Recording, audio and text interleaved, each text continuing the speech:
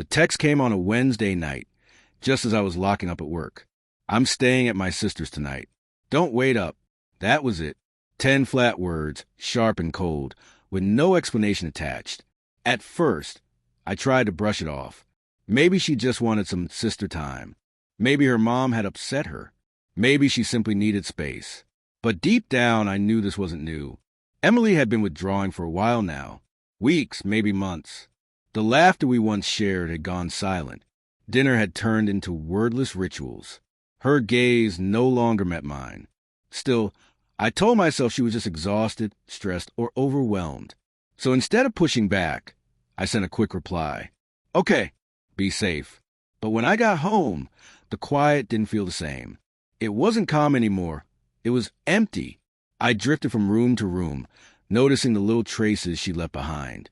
A sweater on the chair, a half-empty coffee mug on the counter, shoes kicked off by the door. Proof of her, but not her. That night in bed, her words looped in my head. I'm staying at my sister's. There was no care in them, no softness, no apology, just distance. The next morning, there was still nothing from her. No text, no call. I went to work and buried myself in tasks, but my mind wouldn't let go. The thought slipped in, dark and unwelcome. What if she never comes back? Between fear and exhaustion, I made a choice. If Emily wanted space, I would give her exactly that. Not for a night, not for two, but fully, completely. Enough that when she finally returned, she would know what she had walked away from. That night, I lay staring at the ceiling, my mind replaying all the conversations we'd never had. She had been drifting for so long, and I had pretended not to see it. I thought if I ignored it, the cracks would stay hidden. But that short, dismissive message had stripped away the illusion. I wasn't her husband anymore. I was just someone who lived in the same house. By Friday morning, my resolve had hardened. If she preferred her sister's place to ours, I wouldn't stop her.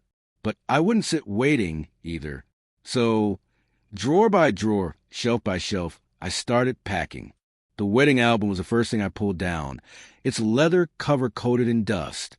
I paused at a photo of us laughing under falling confetti. For a second, the weight of it nearly broke me. But then I remembered her cold words, her absence, the countless nights I'd eaten alone while she claimed she was too tired. And I kept going. By sundown, the living room was stripped bare. Photos off the walls, frames packed in boxes, my side of the closet empty. Every item I touched peeled away another layer of denial, leaving the truth exposed. Love without respect is just a cage. That night, I rented a small moving truck. The man at the counter asked where I was headed. I gave a half smile and said, "Anywhere but here." By Saturday morning, the last box was loaded. I stood in the hollow living room one final time, the silence echoing off the walls, thick with all the words we never said. I set the key on the counter, locked the door, and drove away. I didn't know what Emily would feel when she came back. Anger, shock, relief. I couldn't predict it. But I knew this. She would never again walk into that house and pretend I didn't exist. She came home Sunday evening. I wasn't there to witness it.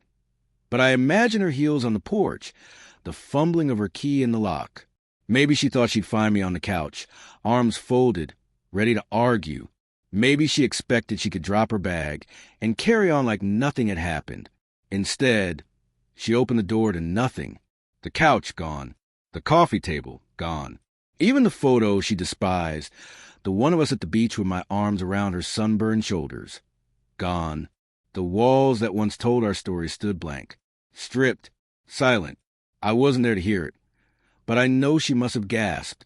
Maybe even called my name, once or twice, before realizing no answer would come. And then she would have seen the key glinting on the counter, sitting there like a period at the end of the sentence. Later, my phone buzzed with her messages. Confusion first, then panic, then anger. Where are you? What is this? You can't just leave like this. Her words stacked up one after the other, but I didn't respond. Because the truth was, she had left long before I did. Every cold shoulder. Every night, she stared at her phone instead of me. Every excuse not to be close. All of it was a slow departure. My moving truck, was just the ending she hadn't expected. I wasn't running without a plan. I had already signed a lease for a small apartment across town. The place smelled faintly of paint and possibility. For the first time in years, I stood in a space that was mine alone, quiet, clean, untouched by neglect. Heartbreak is often described as an explosion, but sometimes it's quieter.